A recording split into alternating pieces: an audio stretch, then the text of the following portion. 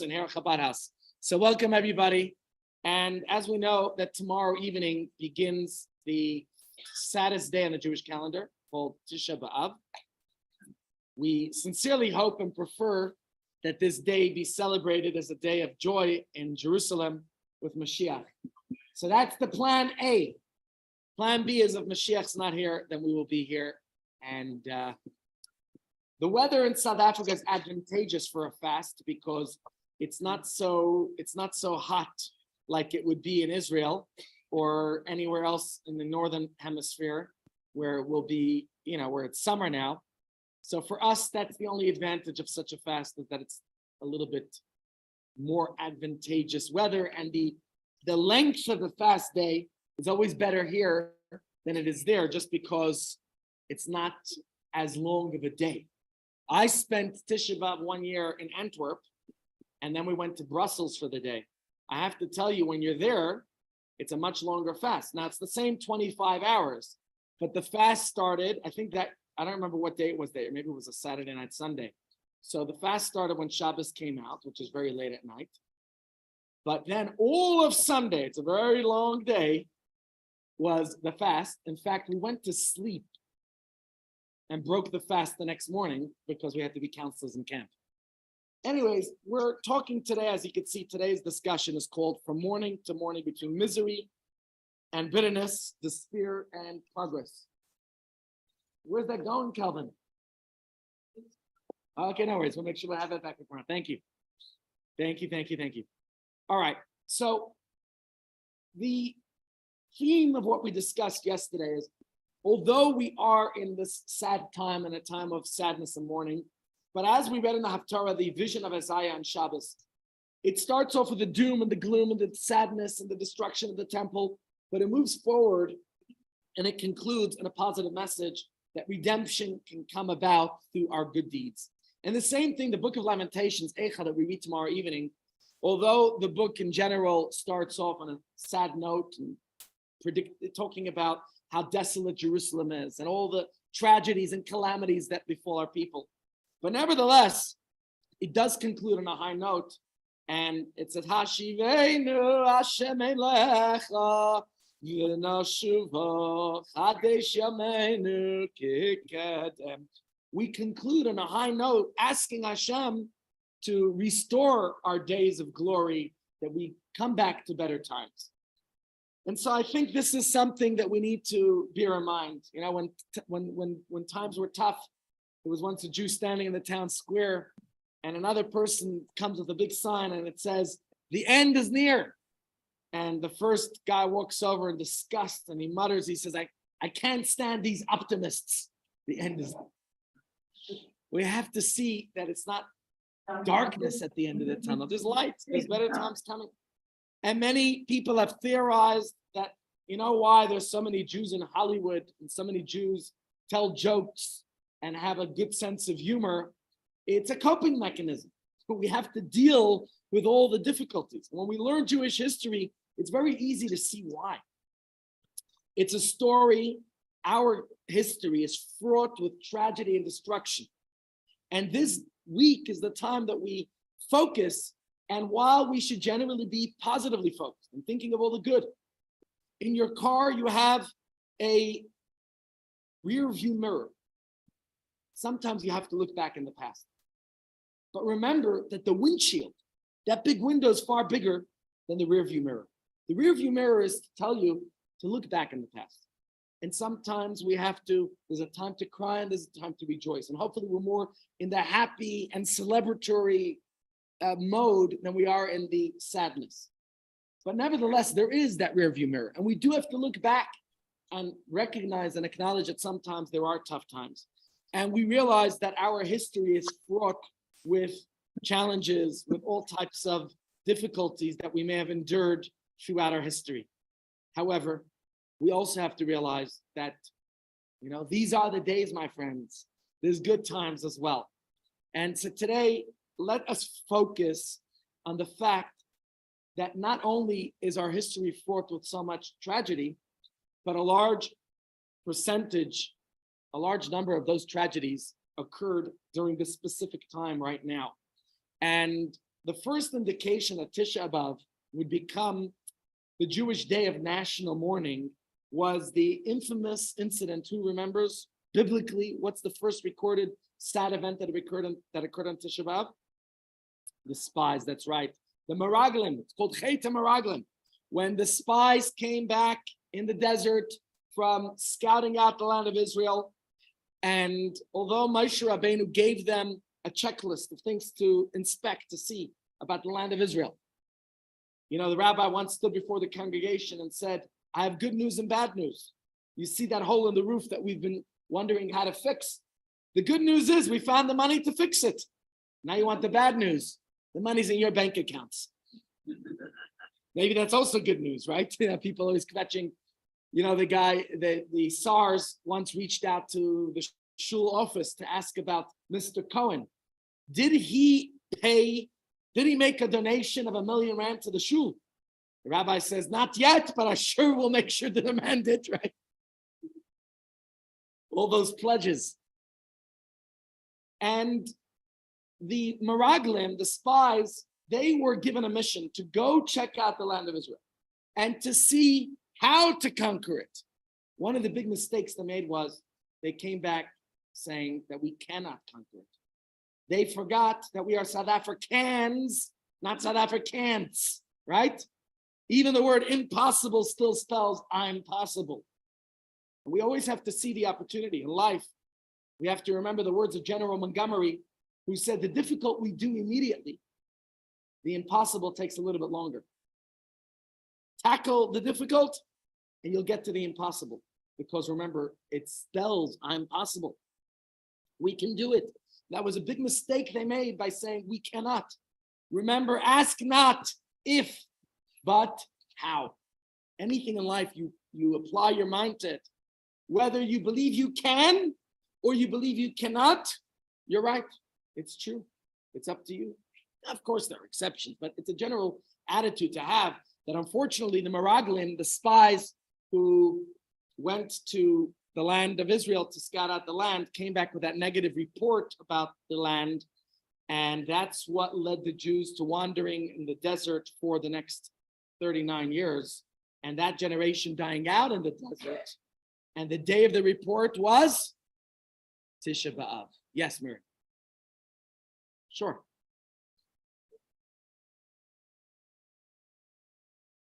Okay. Speak up. Yeah.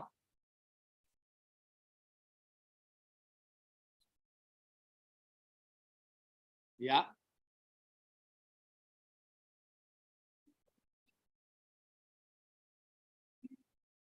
Yeah, that's also true.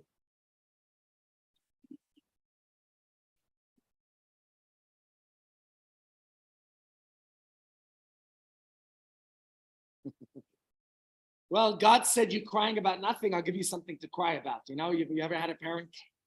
However, Moshe Rabbeinu was forever the great advocate of the Jewish people. And if you look at last week's Parsha in Devarim, where he is going on and telling us about and reviewing some of the incidents and the events that occurred throughout their journeys, and he refers to different locations. And some of the locations, for example, we never encountered before. One of them is Dizahav. Pardon? Yeah, of course. But let's use this one and maybe have a commentary on that one. But where he says the place of Dizahav, which literally means abundant gold. What place was abundant gold? It seems to be that either Moses took a Dale Carnegie course or Dale Carnegie took a Moses course. But to tell you the truth, Dale Carnegie himself attributes a lot of his ideas to Moses. And if you read the introduction to How to Win Friends and Influence People, one of my favorite books of all time, and in that book, Dale Carnegie says, I borrowed and plagiarized and stole from the Bible and other places. And he gives credit to some of our greats. He even gives credit to one of ours that left the religion. You know the story? I saw this comedian say it the other day. It's a poor joke, but I'm saying it anyways. He says this man comes to the rabbi to complain he doesn't know what to do. His son left the Jewish faith. He's terribly disappointed and this, you know, he doesn't know how to handle it. And the rabbi says, oh, it's terrible because this Rabbi Nebuch, his son also went off the derech and he doesn't know what to do. And he says, you know what, together, let them pray to Hashem. Maybe God could tell them. And they pray to God and God says, oh, you wouldn't believe it. My son too went. Horrible. I will tell you though, to rectify that, my father was a kid. He was 10 years old when they were on the Exodus ship leaving Germany going to Israel. Well, then Palestine, British Mandate Palestine. And they were on the boat, very famous boat called the Exodus ship. And that was, thank God, they were able to leave behind war-torn Europe and the tragedies, the hardships of Europe. It wasn't an easy life that they had then. Although as a kid, I used to say to my father, I'm jealous of you. You were born in Moscow, and then you went to Samarkand, and then you got to Poland and Czechoslovakia and Germany, and then you went on a cruise ship. I said, I watched the movie about the Exodus. It looked like a whole romantic experience. He says, yeah, the movies know how to romanticize something. He says, we were squished like sardines trying to, get some fresh air. And that ship was no picnic. It was an old American warship that they, retrofitted to take all these refugees to Israel. And my grandmother fell ill on the ship and she suffered a miscarriage and they didn't know if she was going to survive. And they wound up taking her off an emergency evacuation and they took her to Sicily. My grandmother was in a hospital in Sicily. She told us the story years later. She passed away in 2004, but by then I was already in my mid-20s, and I knew her. She was an incredible woman. She did a lot for Yiddishkeit in Russia. And she told me when she was in the hospital in Sicily, the Galach, the minister, came to her and said, well, now in your final hours, won't you accept the Son of God? And my grandmother said, but I'm the daughter of God. What do I need to accept the Son of God? Right? So this is the tragedies of our history that we've experienced, and we've come through. Not only do we survive, but we thrive, and that's the beauty of us. But that's probably one of the first most infamous events. That's the first incident that we know that's recorded that happened on Tisha B'Av, and many, many other incidents. I don't want to go through all of them now. That's not the focus of today's shiur. But the first temple was destroyed on Tisha B'Av 1,500 years after that story of the spies. And then 5 centuries later, the first temple lasted 410 years. There was a 70-year hiatus in between when the Purim story happened. And then Ezra, Nehemiah, Ezra the scribe, and they brought, and the majority of the Jewish people actually lived outside of Israel. In fact, many of the Jews cried when they saw the building of the second temple, because they remembered. Now, don't forget it, for 70 years. There are some people in this room here today who came on Hara. If I tell you 70 years ago, you were in your 20s then, and you might remember some events that happened 70 years ago. So these were people who themselves were able to recognize. You look at this building, this is a diagram of the second temple.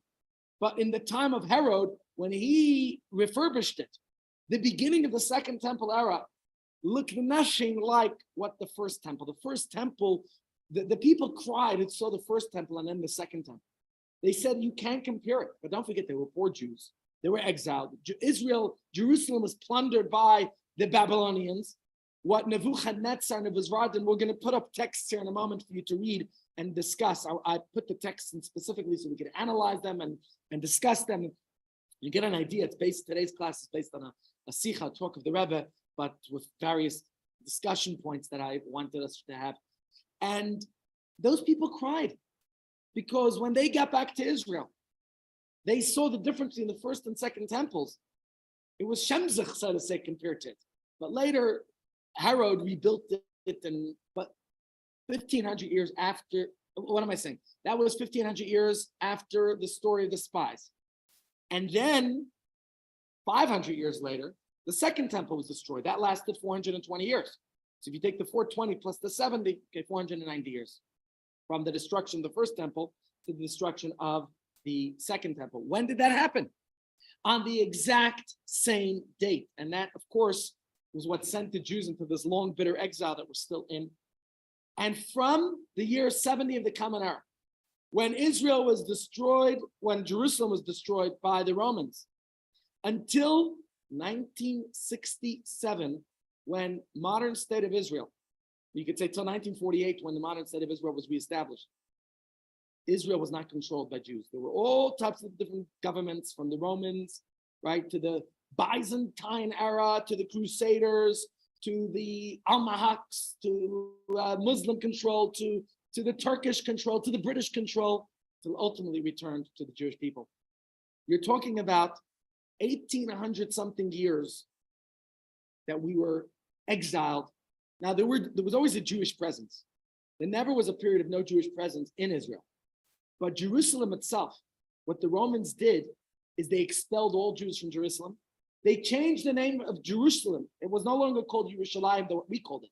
They changed its name on their maps in the whole world to call it something Ayaria Capitalina, which meant the capital. I don't know exactly what it means, the new capital, something like that, of this country, which was now under the Roman Empire. But yet, look at all those ancient empires. The Babylonians, the Greeks, the Romans. You could find them today in Wikipedia. You could find that we have Greek salads. The Greeks are running around trying to get a bailout for their economy. Not so good. But thank God, Am Yisrael Chai. Israel today, I'm not going to boast too much. Israel got its problems. But Israel today is one of the highest ranking countries in the world economically. With all the problems that Israel has, do you know that Israel ranked this year, I think number 4 or number 7 on the World Happiness Index? Yeah? For a country that has terrorism, that has so much conflict, that has gone through 5 governments in 4 years, doing pretty well. No? Amazing. So that's what I'm trying to do today, is that we could focus a little bit, while there was all the negative, how we as a Jewish people, we have our coping mechanisms, how we've learned to survive and thrive. And there's so many other tragedies that happened during this time after the destruction of the Second Temple. By the way, in the Second Temple era, most Jews, did I say this a minute ago? Most Jews didn't even live in Israel. And so Jews were already exiled. Jews were living in the Persian Empire. Jews were living in Babylon, modern day Iraq. Jews were living in Egypt. Jews were living in India, in Spain, right? So slowly, well, Spain probably was much more so after the destruction of the Second Temple. And that's where the exiles took us, to everywhere, including here. You think about lembas in other parts of Africa, in Zimbabwe, and Limpopo, but those are more people who came from. These are people who can trace their roots. In fact, there's a Kohen DNA that was tested in the Lemba tribe, which means somewhere along the way, Jews were spreading everywhere. And you think of in different countries, there was in Spain, there were regions that converted to Judaism. There was a group in the Caucasus Mountains called the Khazars, who converted to Judaism, etc., etc.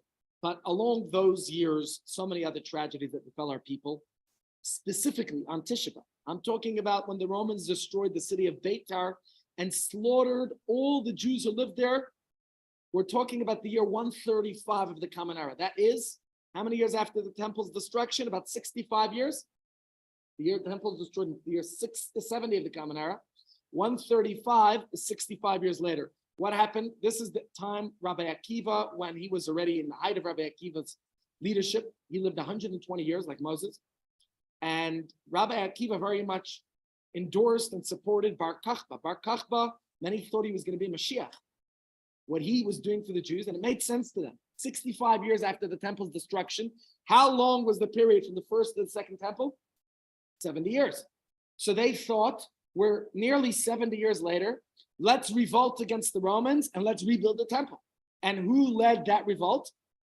A man by the name of Bar Kokhba. He was a very strong Jew, and he led a whole Jewish army, and they had strongholds. For example, everybody famously knows when you go to Israel, people like to go visit Masada. Masada was one of their last strongholds. Masada, and they actually all committed suicide, except for what they did was homicide.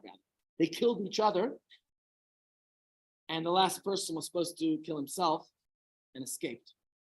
Or somebody escaped, somebody did it and reported it, and hence we know that story of what happened. But Bar Kokhba was one of the other strongholds, and the Romans came and they murdered every Jew who was there. They didn't even allow for their burial, which is why we have a special blessing, Hatov Meitiv, to know that eventually they were allowed to bury their dead, which is one of the celebrations of Tu B'Av. But that's next week. And remember, on Tu B'Av, or next Tuesday, Is it Tuesday or Wednesday, Ronnie, that you're going to be giving us a concert? Tuesday, Erev Tu B'Av. Tuesday, Erev Tu B'Av, Ronnie is going to give us a concert, please God. I will make a nice flyer to celebrate Tu B'Av here together. So in the morning, we'll have Dr. Kennedy's exercise to get us all fit so we could dance to the music at lunch with a special Tu B'Av lunch here. And all those who need a zivug, all those who need a match, it's like the Jewish Valentine's Day. Not to compare, because Valentine's not a Jewish thing, but before Valentine's Day was Tu B'Av, and we'll talk more about that next week, how in Jerusalem, the maidens used to come out and dance. Why don't we do these things anymore today? Today it's considered immodest, but back then it was considered modest. Anyway, I'm not giving a modesty speech. What's that? Now, thank God you have your husband, Tzalanga Yarim, for many more happy years. But I'm sure there's some others who wouldn't mind. And you know what we could do? We could pray for those who need. We're going to celebrate that, please God, those who need to find a shidduch. I'm sure Aviva would be happy to celebrate Eli's wedding very soon. Amen. And I'm sure there's many others here who want a shidduch for themselves or their children. And please God, they should find it. Or your grandchildren, or whoever you know needs a shidduch. We all know people. And may they please God find their loved ones. So when we think about all the other events, I only mentioned that because the dead of Beitar were allowed to be buried on Tu B'Av, but we'll talk about that point next week. There were other things. The Jews were expelled from England in 1109, was it? On Tisha B'Av. To think about that contrast, Chief Rabbi Mervis made that contrast in his speech some time ago. Whereas this year, Chief Rabbi Mervis was accommodated in the Buckingham Palace residences, where King Charles III has actually accommodated the Chief Rabbi of England in his home, and yet 914 years ago, the Jews who came to the coronation of King, was it Louis then? Who was the king then? George? They were murdered, they were lynched and murdered. So that, what day was that? That was on Tisha B'Av.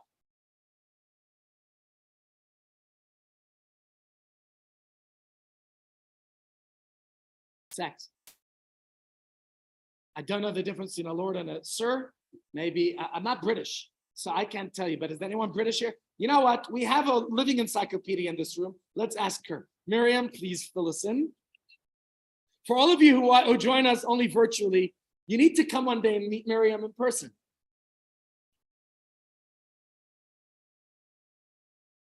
What's higher, a lord or a sir? Lord. So Chief Rabbi Mervis has not yet become a lord. Maybe. He's sir, but when you know. Yeah.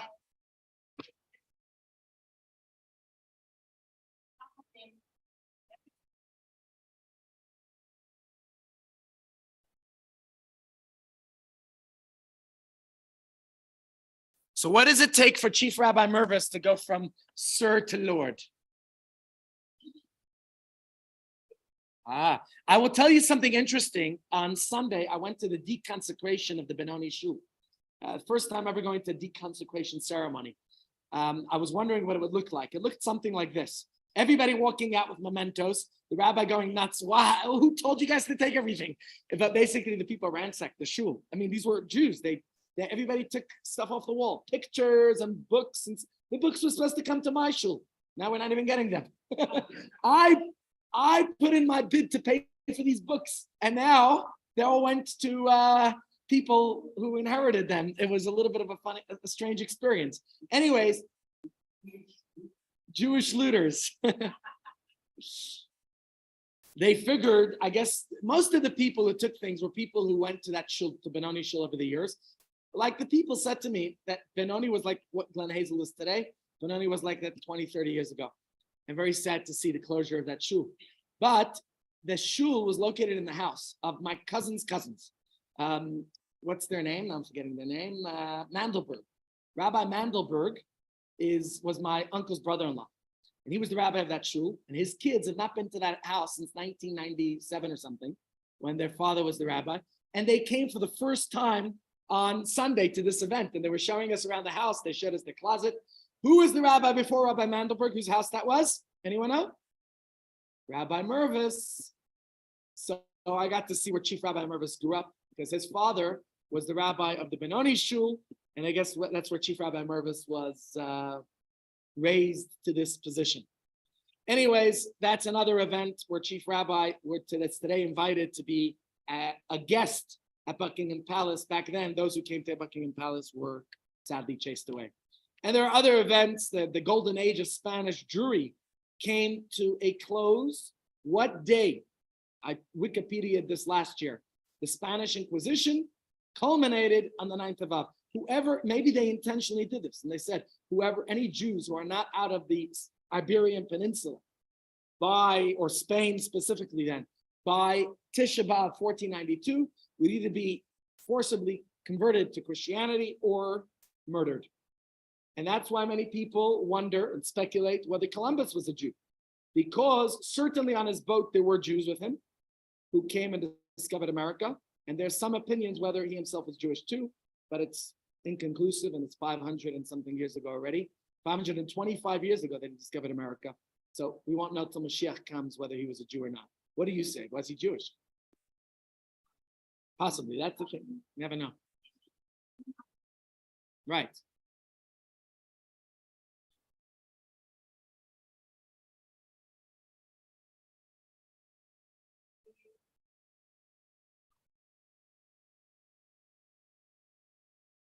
Yeah.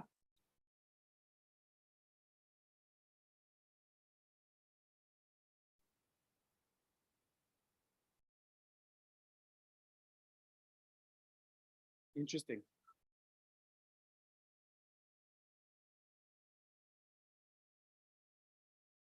What year was that? 1652. When was the first shul built in South Africa? Well, the Garden Shul is already 185 years old, but I imagine there must have been shuls before that. Maybe there was Shtiblach, and that became the first grand shul. But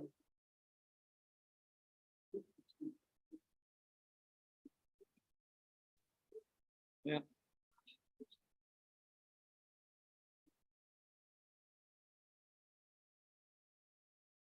Well, very interesting to look at that history. And these Jews were escaping from persecution in Europe that they were enduring.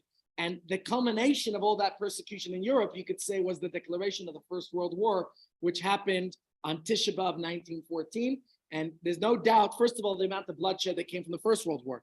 Many people bridged the First and Second World War. I mean, for Hitler, it was unfinished business. It was Germany's humiliation that led him to initiate the Second World War, which we know we lost 6 million of our people there, a third of the Jewish people, and we've hardly recovered since the Holocaust.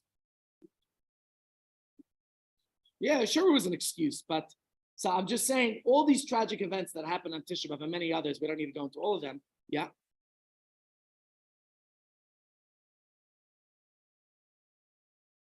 Yeah.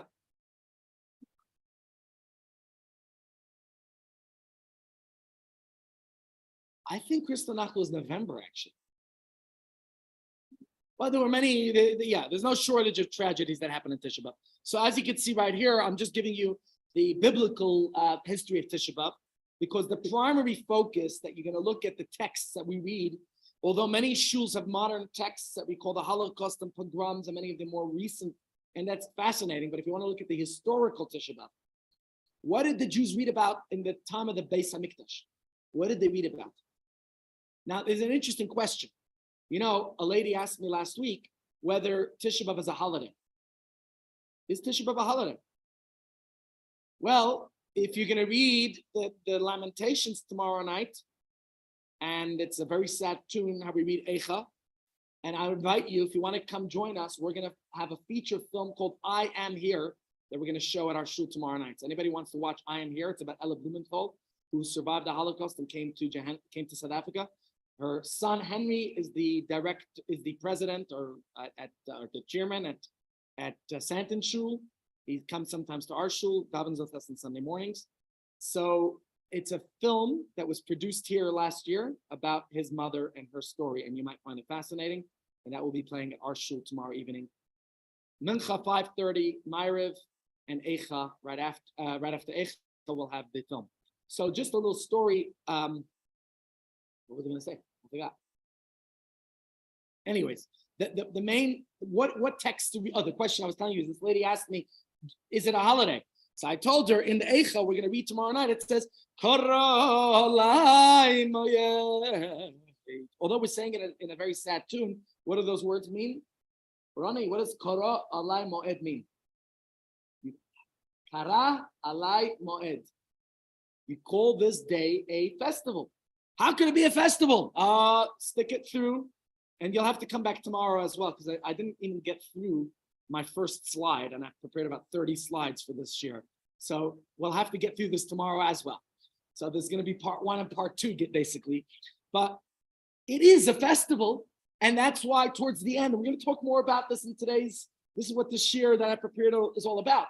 How we're going to transform the mourning, M-O-U-R-N-I-G, to mourning to a new day's break. And the question is it a holiday? And there's a discussion in the Gemara. First temple was destroyed on Tisha B'Av, hence it was a sad day. But once the Jews had the second temple, did they mourn on Tisha B'Av? Why would you mourn if you have the second temple? And you're right, the Gemara says they did mourn because of the calamities, the tragic events that occurred in the past. So even in the second temple, there was what to mourn about. In fact, the second temple was missing many of the furniture, much of the furniture the first time. All of the furnishings of the Holy of Holies were missing in the second temple. We didn't have the ark, which means we didn't have the tablets, which means we didn't have the what do you call the jar of the manna.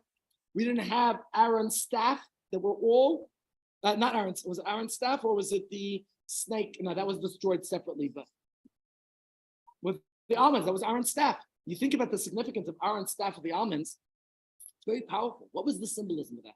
Why did his staff blossom? How is that a indication that he is the leader? And I saw a beautiful insight of the Rebbe that he said about Aaron, but I believe it about the Rebbe himself and any great leaders of what defines a true great leader, a Rabbi Akiva. Rabbi Akiva lived in this era of the second temple's destruction. He saw it, he witnessed it, yet he revived a whole generation. And that's what the Rebbe did in our generation. And that's what Aaron HaKohen and his brother Moshe did in their generation. What did they do? When a branch is attached to its tree, naturally it will grow if it's watered, if it's given the right attention. But once it's detached, a detached branch doesn't grow. A detached branch cannot blossom. Many Jews, after experiencing those difficult times, being detached from the source of life, were like dead sticks. A stick that's detached from the tree cannot grow. And that's the indication of a leader, that he's able to bring life, or she's able to bring life to that which is detached. That's why Aaron's staff that blossomed almonds was one that was preserved throughout the first temple, but they didn't, unfortunately, did not have it in the second temple. Yeah?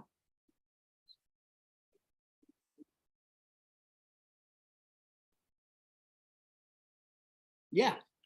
King Solomon, when he built the first temple, and he had an enormous team, and lots of what they did was, when the architectural design and plan to begin with, King Solomon foresaw that there will be a time when somebody's going to try to destroy the temple. So what did he do?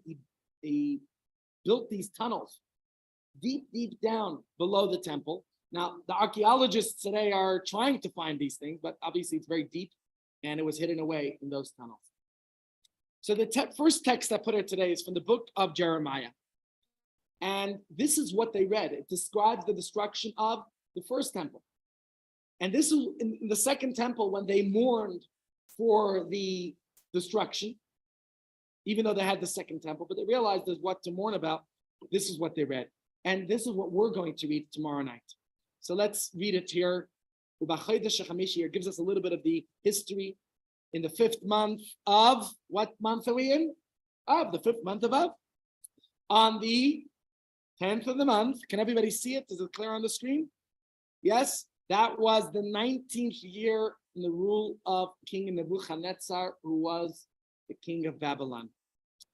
Nebuzaradan, the chief executioner, came and stood before the king of Babylon in Jerusalem. I'm going to read the next text in a moment. Now, these verses they mention the 10th of Av. I want you to bear that in mind, although we'll only get to the answer tomorrow, because the majority of the destruction took place on the 10th of Av.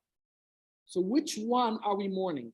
The beginning of the destruction or the end of the destruction? And if we were to mourn for 2 days, well, it's not so realistic. To fast for 2 days. Okay, I proved that you could fast for a week. I did it, 6.5 day fast last month. However, I was able to drink. By the way, I drank much less when I was doing my detox, my fast, than normal. I thought I would wind up drinking more. I don't know the reason, but that's just the way it was. Maybe I was less thirsty. I don't know. But the point is that one might argue, and there's a debate in the Talmud, I'll give you those texts tomorrow, about when the mourning should be. Should we be sad on the 9th or the 10th? Why the 9th? Well, that's when the burning of the temple started. But maybe you could say, actually, the majority of the destruction took place on the 10th, which is why, by the way, although we only observe 25 hours of fasting, from tomorrow 5:35 p.m. until Thursday night, 6:04 p.m., I think it ends. However, we don't eat meat or drink wine until when? Friday afternoon, until afternoon. Why? Because the temple was still burning on the 10th. So although we break the fast, there are people who extend it all the way through. Those we're able to do. You know, when a runner gets that extra bit, I always find that I could keep going with the fast.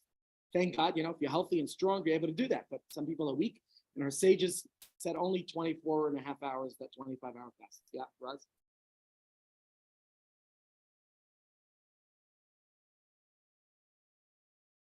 Now, there's the Nebuchadnezzar, and then there's Nebuzradan. Two different people. Okay, it could be, yeah, you're right. Maybe spell check just Nebuchadnezzar. Oh, maybe it wasn't a spell check. Tell us about it. Is there a commentary on that? There's a reason for it. Oh, okay. If you have the explanation for that, please share it with us. Okay, so I thought it was maybe a spelling error or okay, but if you say you have a commentary on that, please. So though the temple was ignited on fire, the arson took place on the 9th of Av, but the fires raged and continued, and the majority of the destruction actually happened when? On the 10th of Av. So obviously that itself is a debate. When do you mourn more? When more of the destruction took place or when the actual destruction was initiated? That's why we had a fast 3 weeks ago on the 17th of Tammuz. What happened on the 17th of Tammuz? That's when the Romans besieged Jerusalem, and we knew that end is coming. They made it, the defenders stood out for 3 more weeks and fought them off, but they were already coming in. They were already making their way.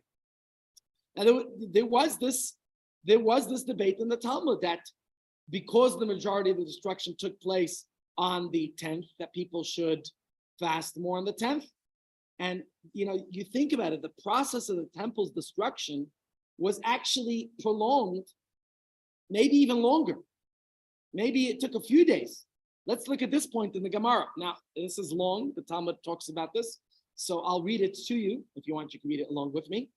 But it says as follows. The verse states, on the 5th month, on the 7th day of the month, being the 19th year of the reign of Nebuchadnezzar, king of Babel, came Nebuzradan, the chief executioner, servant to the king of Babylon, to Jerusalem, and he burned the house of God. Another verse states, in the 5th month, on the 10th of the month, that was the 19th year of the rule of King Nebuchadnezzar. Nebuzradan, the chief executioner, came and stood before the king of Babylon in Jerusalem. The sages taught it's impossible to say that the 7th of Av was the true date of the destruction, since a verse says it was the 10th. However, it's also impossible to say that the 10th was the true date, for a verse says that it was the 7th. How do we resolve this contradiction? Which one was it, the 7th or the 10th? So the Gemara explains, the enemy entered the sanctuary on the 7th. On the 7th of Av, we're talking about the first temple's destruction, 2,500 years ago. They came in. They already were in the temple. And they ate and befouled it on the 7th. They already desecrated the temple on the 7th of Av. on the 8th of Av, and on the 9th of Av, they were desecrating. They were plundering it. They were taking their loot, their souvenirs that they wanted, and they took plenty. The Romans too. If you go to Rome today, you will see an arch called Arch of Titus. And that was their great celebration, that they captured Jerusalem and they plundered all of its wealth, and they took all these souvenirs that are ostensibly today still held in the Vatican. Maybe they have treasures of the temple, but what was his name? Very famous Jewish doctor of the 20th century. Come on. Freud. Thank you. You're good. Freud. Freud famously said, in fact, he wasn't a religious Jew. He, in fact, called himself the godless Jew. Right? Freud was a very secular Jew, the godless Jew. Freud was visiting Rome in, 1920s, 30s, whatever it was, and he sent a postcard back to somebody in his family of himself visiting the Arch of Titus. And he wrote these powerful words on his postcard. He wrote, the Jude Oselet. You know what that means?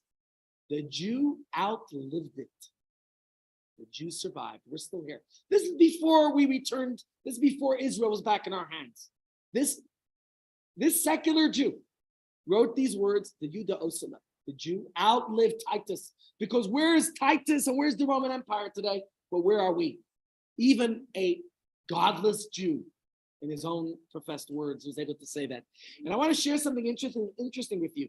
In the Hayom Yom Insight that we read 2 days ago on Sunday, the 5th of Av, I think I quoted it yesterday as well in another context.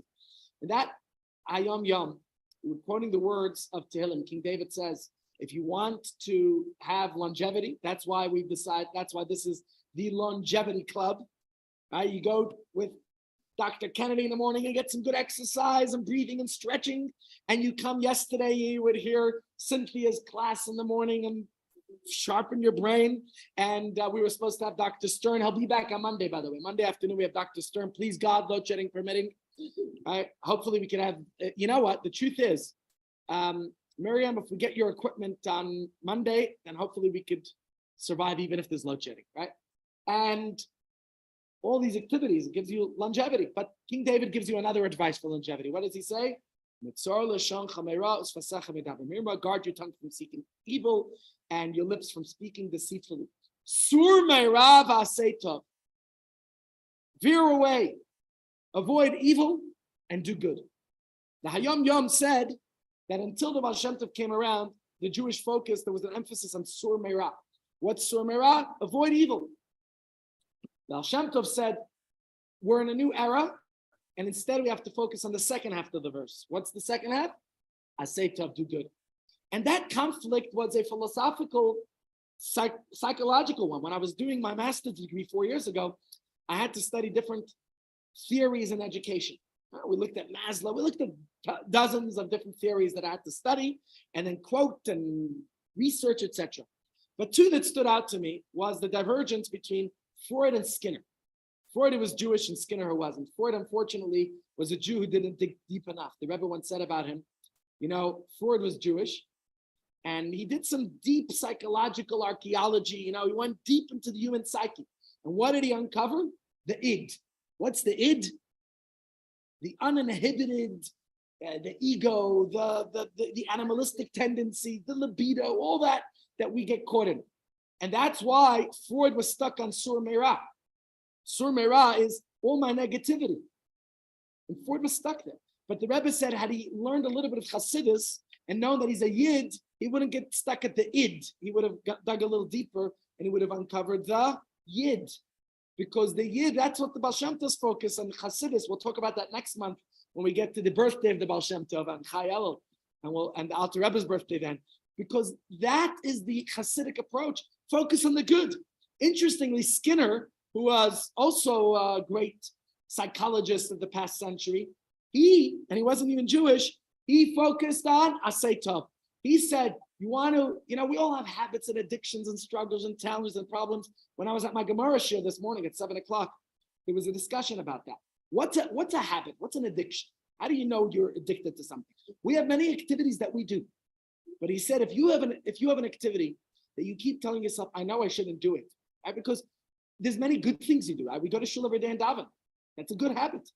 When do you know it's a bad addiction, something that you should be eliminating from your behavior? If it's something you know, and you keep telling yourself, I shouldn't be doing this, and you have these withdrawal syndromes, you know that's.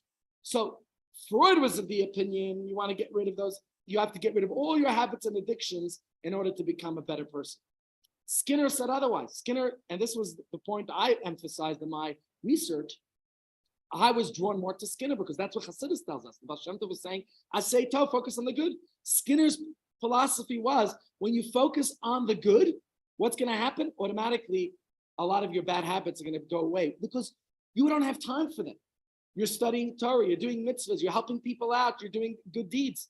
I came from a shiva this morning, went to 2 shivas. Unfortunately, I got more shivas to go to. It's a bad week. And I was at the shiva of a colleague of mine, Chaim Sarki, who passed away.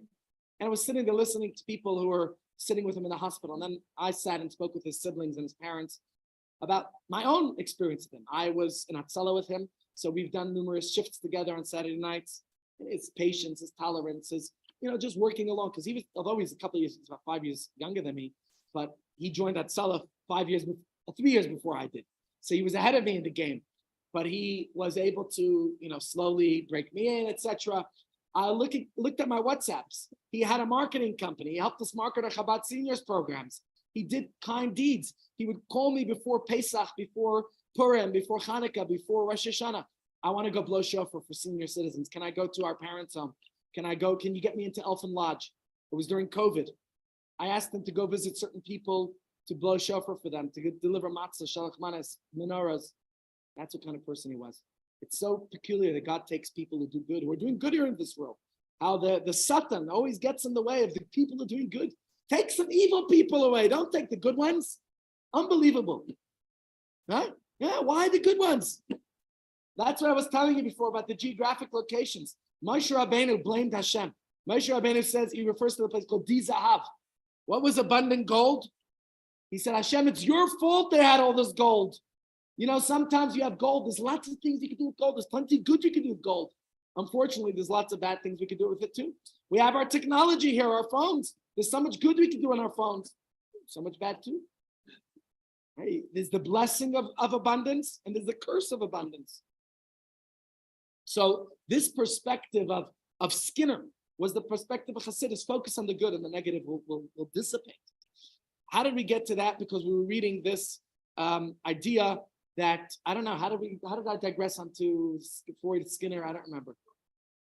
How did I get to Freud? We were talking here about Tisha B'Av. Huh?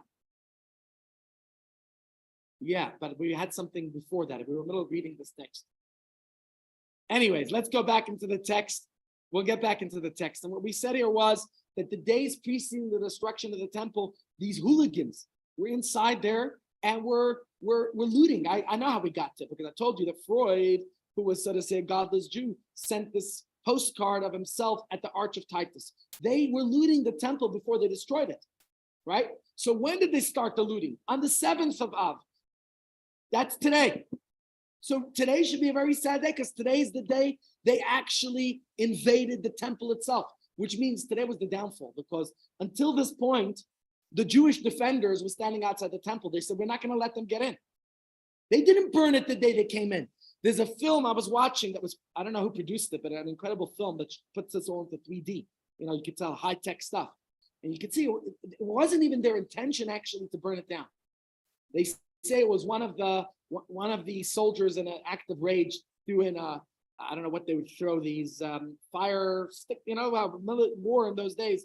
And the whole temple was engulfed in flames in no time. But the main destruction was taking place in the 10th. So the Talmud's telling us here that, as the verse says, woe to us, for the day is gone, for the shadows of the evening are stretched out. Yes, the fire began on the 9th. That's when they threw the fire, but it continued burning throughout the 10th. This then is what Rabbi Yochanan said. If I was alive in that generation, I would have established the day of mourning on the 10th. Why would he have established it on the 10th? What does it say here? Why would he do it on the 10th? Because that's when most of the actual destruction took place. But the sages said that the primary factor of the calamity was when the fire began. When did the fire begin? On the 9th. So that's why Tisha B'Av is commemorated on the 9th, which is tomorrow night. And that's the verse that we're highlighting here. So of course, when we discuss these different tragic calamities, that happened, the underlying effects, the triggers that led to the morning of this day, the question I have that we'll have to discuss more tomorrow is, how is it that we're still grieving for those events that happened a very long time ago? You know, when my grandmother passed away, 19 years ago, I cried like a baby. I was so close to her. When the Rebbe passed away 29 years ago, we cried. When my parents passed away, we cried. But what happens with time? Time heals. Time heals to some degree, different degrees to different people. And of course, the first year of mourning is the most difficult. I remember the first time, like when I lost my mother, I felt like there was a pit, a hole, and we would fall into it every time. But sometimes you just learn to walk around it. Sometimes you keep falling into it. Yet the destruction of the temple, what I'm saying is not to minimize anybody's mourning. But remember when you had Shiva, when you lost a loved one, that week was intense, it was difficult. Yes, we still commemorate the yard site every year. But let me ask you, on the yard site of the most dear person to you who you've, God forbid, lost. Now, while I'm saying this, I don't want to be insensitive. I know, Rosemary, you're still in the year of mourning for your son. It's very, very difficult. I'm talking here maybe of those who aren't in the year of mourning anymore. You remember it every year on the anniversary. But do you mourn the same way on the anniversary as you did when the tragedy happened? Certainly, halachically, we don't have the laws to, yeah. We celebrate the life more, very good. But yeah.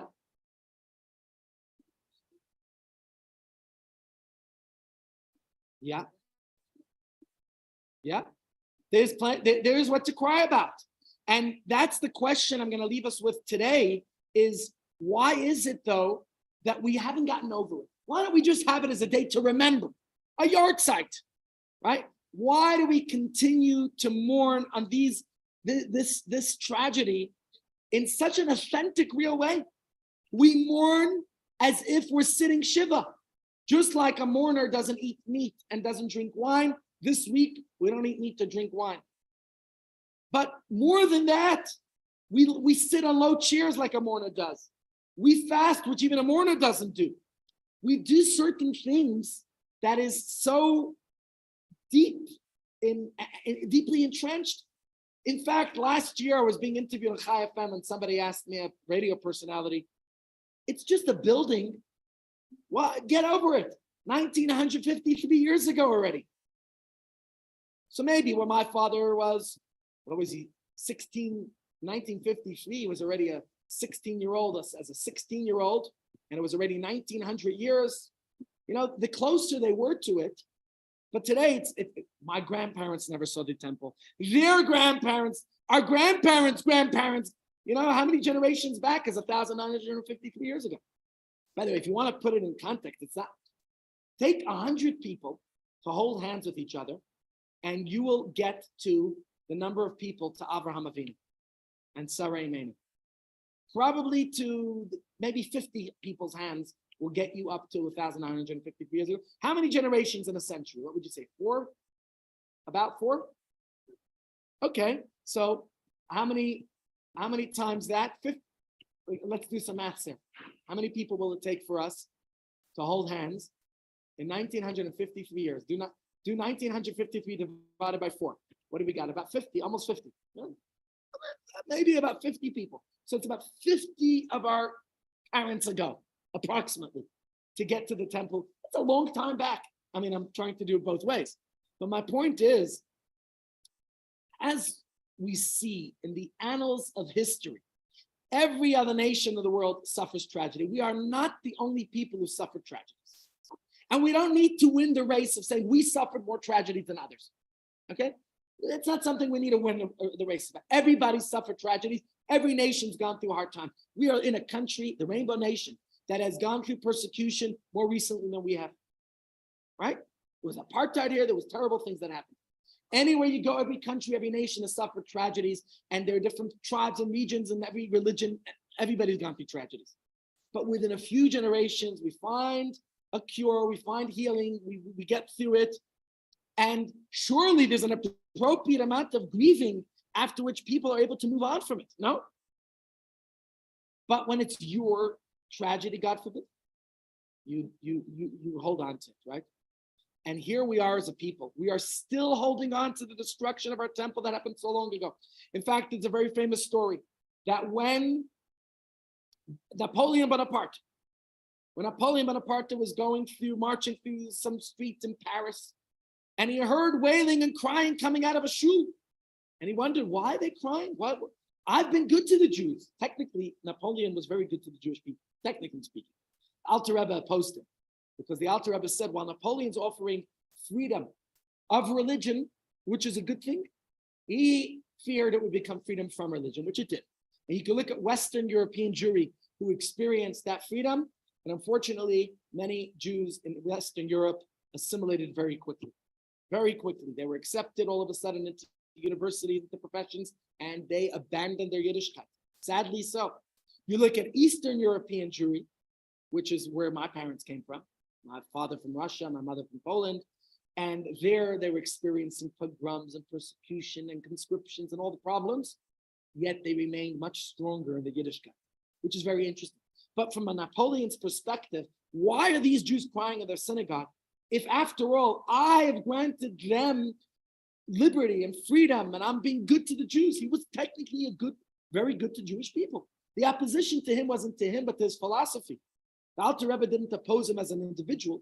Maybe he had certain philosophical, but that idea the Alter Rebbe opposed. And Napoleon was very disturbed, and he asked some of his personnel to go inspect and find out why those Jews are crying. I don't want persecution in my country. France is a liberated country. No more anti-Semitism here. And he was very concerned what they're going to come back with. And when they came back with the report, they said, they're not crying about anything to do with you, Napoleon. Don't worry. They're grateful to you. They're crying about a temple that was destroyed 1,700 years ago. And Napoleon said, if they could cry about something 1,700 years later, that they still grieve for it, they will see its return, because they never give up. And look at us as a Jewish people. We've never given up on Jerusalem. Every day in our prayers, we pray in what direction? Towards Jerusalem. And we include Jerusalem in our prayers in so many ways. And we return to Jerusalem, just as we said. So the question, of course, is that the radio presenter asked me, why are we still mourning for a building of bricks and mortar? We're back in Israel. We have Jerusalem. It's in our hands, right? What's there to mourn about? How can our hearts still genuinely, authentically grieve events of which our grandparents have no memory of? I didn't go beyond that, because, we said about 50 people on the line. That's the question I exit today's share with. And I encourage you to please join us tomorrow morning. Same time, same place. We will continue with this. And tomorrow, we will look at the laws of Tisha B'Av, because after all, we have to know. But we're not done with this, because what we're going to do is we're going to learn from the laws of mourning, of sadness on Tisha B'Av, what we aren't allowed to do on Tisha B'Av, and that will teach us, we'll derive from that how we could grow, because we haven't forgotten, and how we could go from mourning, M-O-U-R-N-I-G, to mourning, to a new day's break. And please God, only good things. Yeah.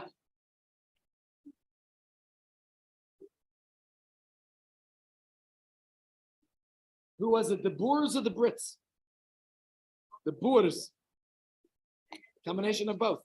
Don't forget, the Jews in England were expelled in the 1100s and only came back in the 1600s. They didn't let Jews in. Interesting.